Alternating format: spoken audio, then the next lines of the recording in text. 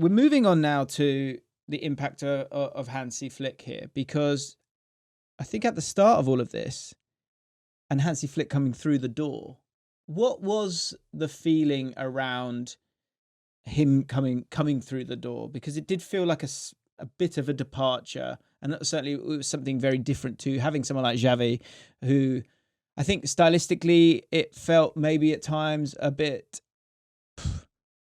for want of a better word or a couple of words, laboured, yeah, it was slow. a bit prosaic, yeah, and it wasn't what we expected from Xavi. I think that's the main thing, right? You look at him. I mean, this happens all the time, right? It was the same with Zidane. You think, oh, this is such an elegant player. Yeah. They're going to have an elegant style as a manager, and that's not always the case. They learn from different people, different coaches.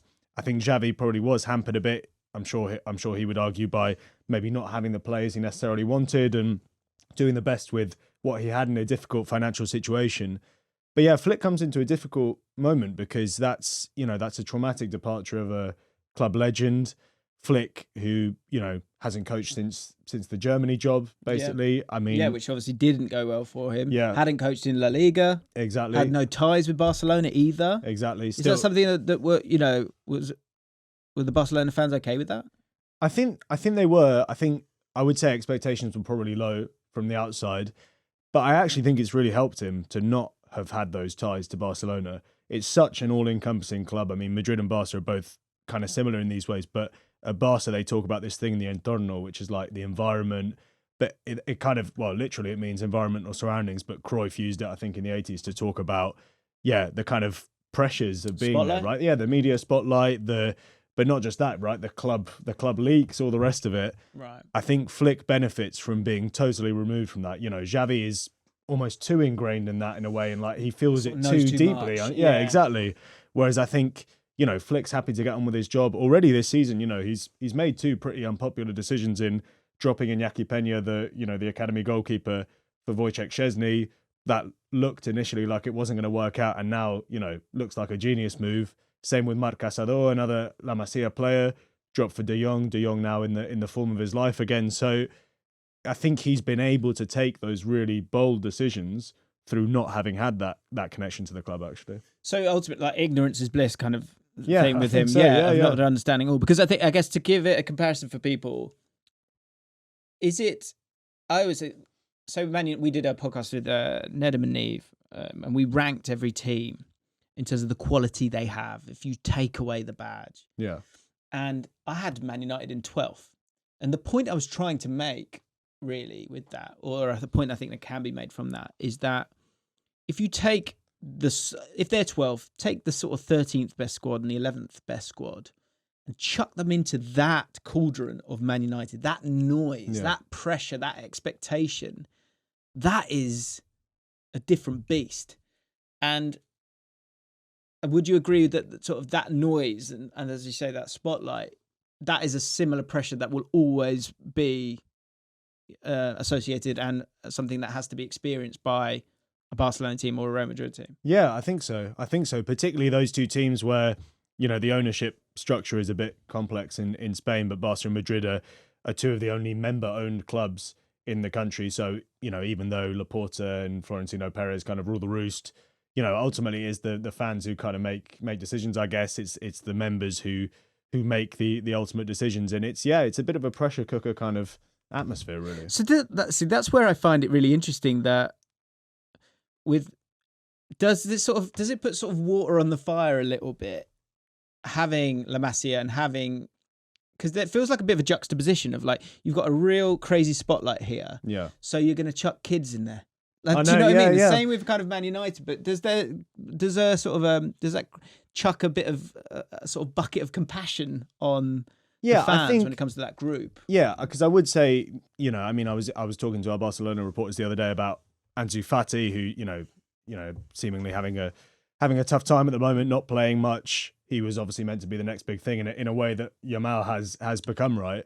And yet every time that Fati warms up, at least according to our Barca reporters, he is kind of given a standing ovation. Like, I think there is that degree of compassion, which a new signing probably wouldn't get because, he's one of your own, all the rest of it. But, to make the United comparison, I guess, with someone like Rashford as well, that spotlight it's difficult, right? It's difficult to deal with, particularly if you're from there. If you've come through the academy, you know how important it is to Barca, and yet maybe you're not quite at the level of previous academy products or the next big thing. I think that's tricky. Yeah, I think there's a touch of patience there, because I think when you think of the amount of those guys in there, I guess there's the other side of it, of the understanding, and I guess the lineage of education, I guess, along the way, so that when you do step into it, you've been watching it for a decade, you kind of understand it despite being young. Let's talk about the impact of Hansi Flick, because shots per 90 have gone up, average possession has gone up, goals per 90 has gone up from 2 to 2.7. Expected goals per 90 has gone from 2.04 to 2.41. In terms of moving the needle, and what felt touch, as I say, such slow and stale, maybe. Again, maybe too cruel a word for when it comes to Xavi. How has Hansi Flick moved the needle for Barcelona, and has it stepped away from the traditional Barcelona way, in your opinion? Yeah, that's one thing to say. I think that the Flick style isn't traditionally Barca-esque, but then I think times have moved on, right, to play the kind of football that Guardiola's team were playing in 2012. One, amazing set of players, obviously, and two, football's moved on. It's more physical, it's more direct in a lot of ways. I think those are two things you could say about Flick style. It's very kind of front foot, physical, really high line. I mean, you'll have seen, but and sometimes leading to some ridiculous situations, and yet it has created a more this Barca team are just more exciting to watch than they were last season. And a lot of players who, looked, I'm not going to say like also rans, but certainly didn't look up to it last season under Xavi. Rafinia, we saw none of what he's showing this season last year. In fact, in the summer, he even admits afterwards that he was thinking of leaving. There's loads of Barca fans calling for Nico Williams, and yet Rafinha's ended up being exactly the kind of, physical, strong, fast, but also so composed player that Flick needed. Well, I want to come back to Rafinia, because I think there's something fascinating there with him. But when you say that Barcelona are more exciting, why are they more exciting to watch for you? What elements are you excited about to watch when it comes to Barcelona I think it's the attacking, especially because, defensively, actually, in that season that Barca win the league, they're really good under Xavi. You can't really have a complaint there. But yeah, certainly. I guess that means less action, though, doesn't it? Yeah, exactly. There was such a focus on control of the ball. Almost felt quite precise, almost too much. Yeah. Whereas I think but it's also it's that attacking three. I think under Flick, like the way they've been unleashed, the way they work together, that for me is really big, and just how aggressive this approach by Flick is. That's they've been the best team to watch in La Liga this season by some distance. Because that's the other thing. Now, you obviously can't answer this question, but I'm just going to chuck this out there, and let me know in the comments how you feel about this, because obviously I'm not speaking for any man, but there's so much conversation right now about positional play, about there's a lot of use of the word robotic and things like that, and I have my own thoughts on it. And actually, the more I'm in this world and kind of looking at it, I never actually sort of panicked to this idea that football is going to get boring, because I always think, if everyone's playing slow, play fast. If everyone's playing fast, slow it down. Yeah. If people are playing without any kind of control, can we control the game? People always look for the evolution of the game will go around in these kind of circles sometimes, because you're looking for an advantage. But to gain an advantage, you have to do something different. Johan Cruyff, obviously so principled in how he saw the game at the time. I just wonder, as someone who I think is overall quite open as a footballing mind, do you think that he would see this Barcelona team now and see the sort of changes? Because my viewpoint is that we've got to a point where sort of Pep was able to come in, and obviously having someone like Messi will help, but sort of break the mold in terms of seeing how the game should be played and what's the most efficient way of playing the game at times. And the rest of the world went, oh, okay, we get that. You take that on board, you look to implement it elsewhere, and everyone knows what everyone else is doing. So you need to find new ways to open that up. Emery said it recently about, because of this understanding defensively and offensively of how everyone plays, there's so much information, all that stuff. Actually, that individualism is going to kind of have to come back. That relationism is going to have to come back. Those combinations are going to have to come back. Do you think that Johan Cruyff would be like open to all of these things now, just as a bit of a tangent, or do you think he would stay utterly ingrained to the principles that have made Barcelona as great as they have? Yeah. It's hard to say, isn't it, without being in the mind of Cruyff himself. But I do think that Barca DNA definitely shifts over time, right? And as I said before, it would be kind of foolish to stick to trying to play what that 2012 team played with, arguably players who aren't quite at that level, even if they're amazing at this point. But, certainly in the last couple of years, not having a crop of players up to that standard, this is working for Barca at the moment. There's a question mark, I guess, over the defence actually, and I'm sure we'll come back to this, but how that might impact them in the latter stages of some of these competitions. But it seems to be working to them and working for them, and from that point of view, I think Cruyff, you'd imagine, would be pretty happy. I think he's I just think, again, it's very dangerous. I'm sort of doing it for him. I just think he would be sometimes. I think just generally in life, the only thing that matters is being kind of open to different ways. And I think we might see that with Pep. Like I was chatting with my team about it yesterday. We were saying, I'm so excited to watch Pep in pre-season because he's going to be up to something up his sleeve. And I think this, in terms of that moving of the needle for Hansy Flick, I think it's been perfect in the sense of that energy that was needed, that pace, that risk that was needed to sort of unlock and displace the opposition is exactly what he was willing to do. And I think he's tweaked it a bit as well during the season, because there's actually that. I think it's easy to forget that, like, I think from early November to the end of the year, time, they win one game, I think, in La Liga, and that is partly through, I think, how high line they're playing. I think that kind of has been moderated a little bit, switching in some of those more experienced players like Szczesny, like De Jong, which has helped them as well. So that that goes to show exactly what you're saying as well, James. That thing of adapting to the circumstances, right? Which ultimately that's what being a great football manager is, in my opinion. At least. I think I agree. I think there was an Ancelotti quote. I was listening to a podcast. Someone was talking about how, like, I don't think it was a dig, but I think what he was trying to say, he was trying to more sort of confirm his approach, really. And he was talking about how if you just have one identity, essentially that's dangerous, because you need lots of different options and lots of different answers to find those answers in different games. But principles is a different thing. I think this idea of like one sort of, I guess, glass greenhouse of identity can get shattered quite quickly. So the ability to sort of bend but not break, the ability to adapt is really important. I think Hansi Flick kind of has that at times, but I think also he has so many different. He has balance in this team, and different profiles as well, so that you can stretch the back line with Rafinia. You have got someone who can drop deep, but also maybe make some cute runs as well, like Lewandowski. Dani Olmo, who's maybe not played as much as he kind of would want to, but his ability to link it all together. Lamine Yamal being that bit of a cheat code as well. That front three has been incredibly impressive.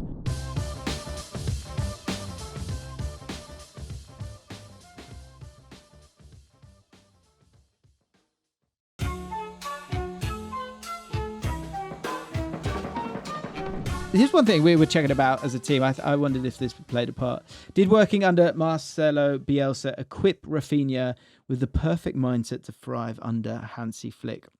Playing under Marcelo Bielsa, Rafinia had to rise to the work rate both in and out of possession that was required of him, often being the focal point outlet for the team in wide areas. Actually, I remember a game against Man City. I think they had 10 men but still got a win. And they didn't play a striker; they just played him right wing, but high, and so he could still kind of make these runs when he needed to, which I thought was interesting. I was surprised no one's done that since, really. Anyway, Now the Brazilian is being used in a similar way, working hard out of possession to counter-press, win the ball and break quickly. His willingness to run in behind and make repeated runs to cause tension to opposition teams is relentless, much of which stems from his teachings under Bielsa. He's got 27 goals and 20 assists in 44 appearances this season. I think he's such a great example of how, like, sometimes you just need... Like, he's a certain key for a certain lock. And in this team at this time, if you think of him with Xavi, obviously wasn't going as well. But with Hansi Flick, those sort of what feels like tireless, relentless runs is something that on his journey he's experienced already. So when you pop him into this puzzle, he just looks absolutely electric this season. Like, he's gone to a completely different level. But do you think that... I don't think that would have happened elsewhere. I think it had to be this team with the players around him and this system. Would you agree with that? Yeah, I agree. I think because you clearly weren't seeing it under Xavi. I think there were lots of times where, you know, I hold my hands up and say it was the same as well. When he joins in that summer of leavers, there's a lot of times where you wonder if he has the quality to make it at Barca. I think maybe even he was doubting himself. I know there was this interview he gave where he basically said he'd thought about leaving several times, you know, even as recently as last summer. But yeah, the Flick system, it's interesting what you say about Bielsa, because I can definitely see that. We discussed it on a recent podcast ourselves as well, actually. But yeah, I think it's that physicality, the out of possession pressing, it's all been there. So it just took a manager like Flick to unlock that, really. Because I think if you think of the extremity of playing for Bielsa's Leeds, in a team that will have far more control, far more of the ball, and an overall different style, that's it. That feels like lighter work for him, I would imagine. Yeah. It's like, at least I'm not having to do that, what I had to do before. So he then feels kind of comfortable with what he's doing. But it's been super, super effective. The fact that Rafinia works so hard and is such a willing runner for the team allows Yamal to have more of a wandering playmaker role, drifting between the right side and central areas. Yamal possesses perhaps one of the most dangerous offensive tools in the modern game, with the left-footed in-swinger, which has become even harder to stop now due to the fact that he can also open up and hit them from the same zone. He's got 13 goals, 19 assists in 42 appearances. Rafinia seems to be the one attracting headlines surrounding a potential Ballon d'Or charge.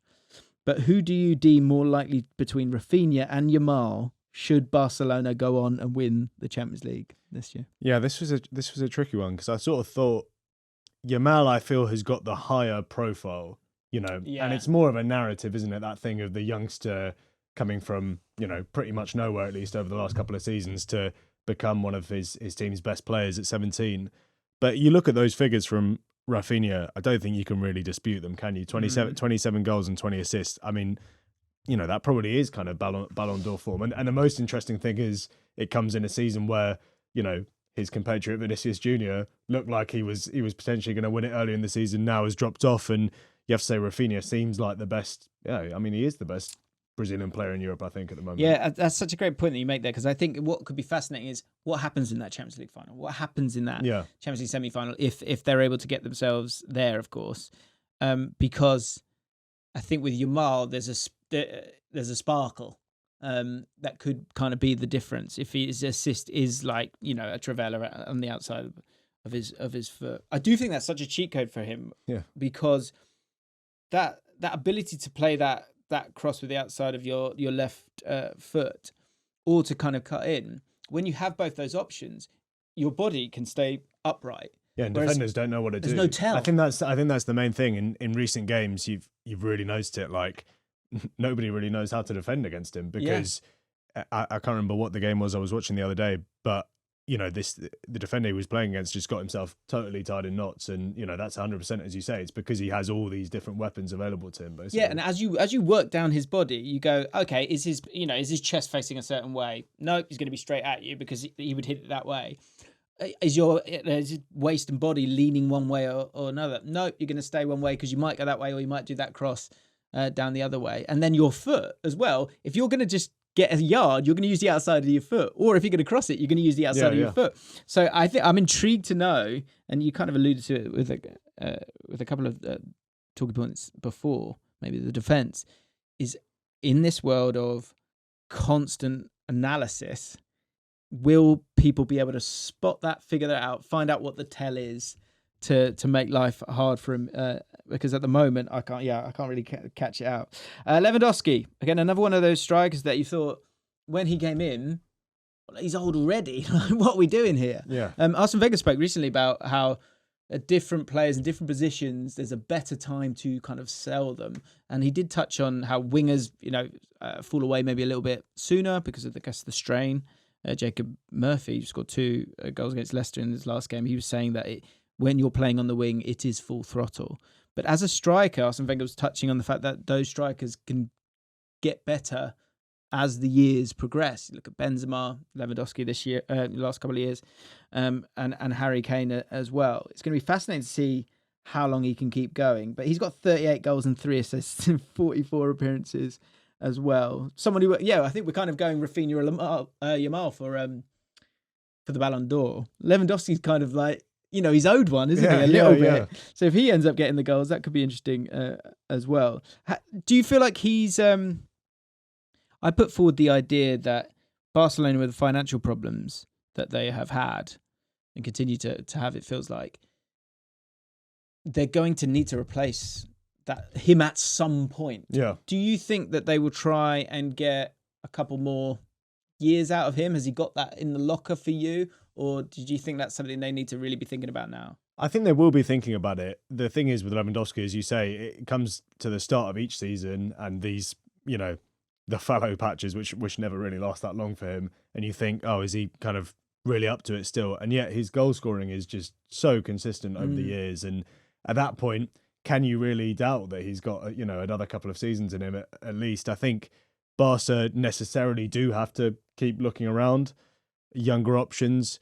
Maybe there's a forward there already in Ferran Torres, who has scored his fair share of goals, this season as a substitute, who could be a good option, but are they really going to want him long term in that role? I'm not sure.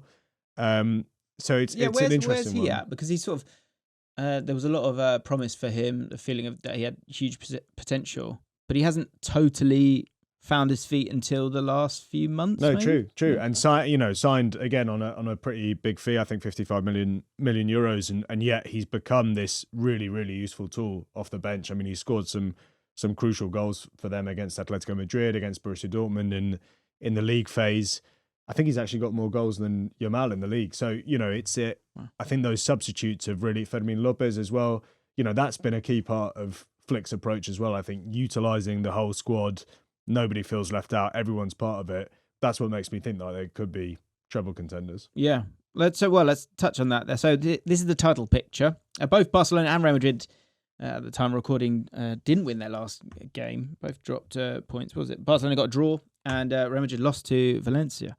Barcelona are 4 points clear of Real Madrid, 8 games to play. Ancelotti has never retained a league title at any of his clubs.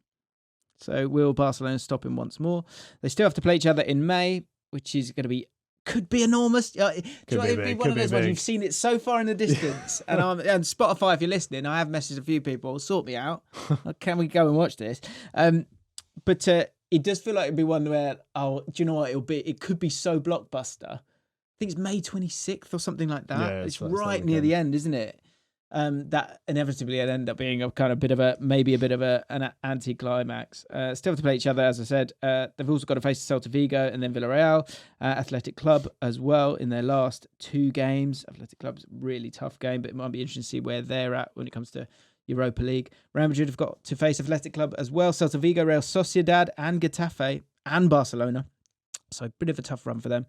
And then Atletico Madrid, who are still kind of knocking about, also in the race, 7 points off top spot. They do not have to play either of Real Madrid or Barcelona. They also have no other competitions to focus on.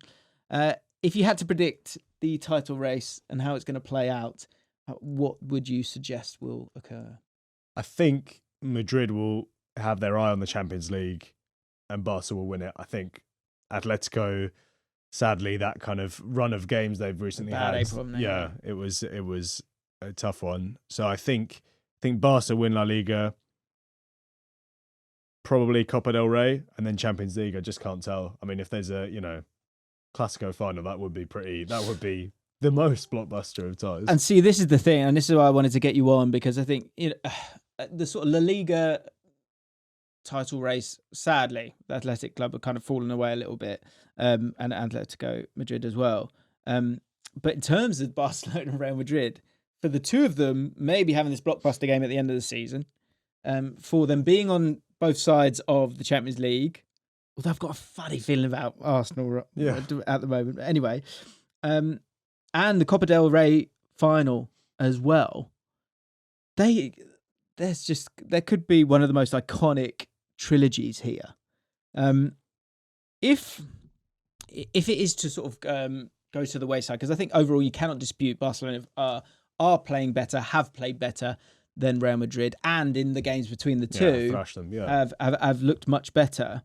What is the weakness that you would look to attack that could lead to Barcelona not winning this treble? I think the only thing I would say, it probably is defence, and then wider than that, I suppose a more kind of character point is just whether that youth, the inexperience of youth at the end lets you down in a big Champions League game where Madrid, for all their faults, because I don't think it is a good team this season, they've still managed to come through against City, against Atletico in those kind of clutch moments, for want of a better word. And you just wonder whether Madrid... Just their ability to suffer, isn't it? I think Ancelotti talks about it a lot in all of his press conferences. He's always talking about suffering. Yeah. I think Bellingham has said it as well.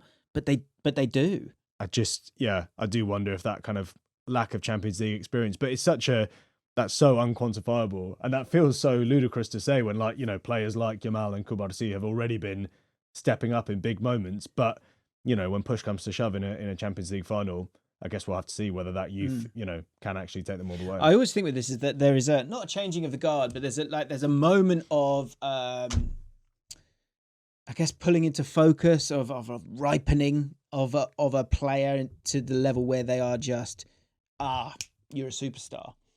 When it comes to Barcelona, so Kubasi is so young, isn't he? But also Pedri as well, Gavi, Fermin Lopez, maybe to a slightly lesser extent, Yamal, of course, as well. Do you feel like this is the year that they pull into focus and you're now like, wow, this is a superstar team? Or do you think that is maybe another year in the future? How do you feel about that? Yeah, it's hard to say, isn't it? Because at 17, you have to imagine that Yamal's prime... It's and crazy to think right? of what the prime could be if this is, them kind of gearing up for that. But yeah, they've got loads of years left together. I mean, you asked me, James, like what the main thing is that could hinder them. Maybe it is that treble talk as well. If you were to get to that final game, and that is the only step left, and you've already won, La Liga, the Copa del Rey. Yeah, that's tough maybe, but... a bit like if you think of Leverkusen last year, Xabi Alonso, they'd gone... I think the sort of unbeaten thing was starting to kind of become a thing, and then it kind of fell away at the end of it. That's a really good point. The narrative, that's what happens, the narrative will change game by game as it progresses. And also, I think within that, if, say you got La Liga, and that might be done by that point, by that game. So let's sort of scratch that off for a second. The Copa del Rey final is a final. So that... And all the aspects of that game will bleed into the Champions League final, won't they, from a tactical point of view, if it comes to be. And, of course, if Real Madrid and Barcelona make it to the final as well, both have got a lot to do. You've got Bayern Munich and Inter Milan, of course, as well, Arsenal, PSG and Aston Villa knocking about as well. And, of course, they've got to get past Dortmund. It's fascinating times for Barcelona. If they are to get that treble, do you think that... Do you think that Barcelona have actually kind of navigated an incredible storm over these last 5 years quite well? What are your overall final conclusions on that? It will be huge vindication for Laporta, which I'm sure will be maddening for some fans of other clubs. But, for Barca fans, amazing, right? I mean, this guy's come in, he's sold you a dream, but the dream has actually ended up becoming reality. Probably not all through him, let's be fair, probably through a great crop of La Masia players, some signings as well coming good when maybe that wasn't necessarily expected of them. But yeah, I think it probably would be a vindication for his policy. And don't get me wrong, I mean, he's got lucky as well in some senses. This whole Olmo ruling, which I'm sure you guys have previously talked about, has has kind of been hanging over them now seems to have been resolved, although La Liga are going to appeal. But, you know, there's a couple of lucky breaks he's got. But, I mean, yeah, I don't even want to imagine what the celebrations would be like in the VIP box from Laporta, because that would be the ultimate, you know. Money well spent for exactly, VIP boxes, yeah.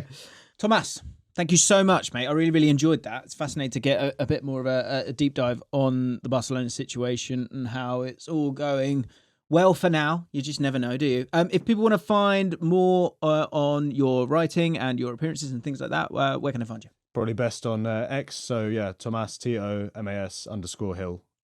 That's how to find me there. Went with the shorter one, did you? Went with the shorter one. That's smart, clever. So Tomás from The Athletic there joining me. So massive thanks to The Athletic for helping, and of course Tomás to sit down and talk to me.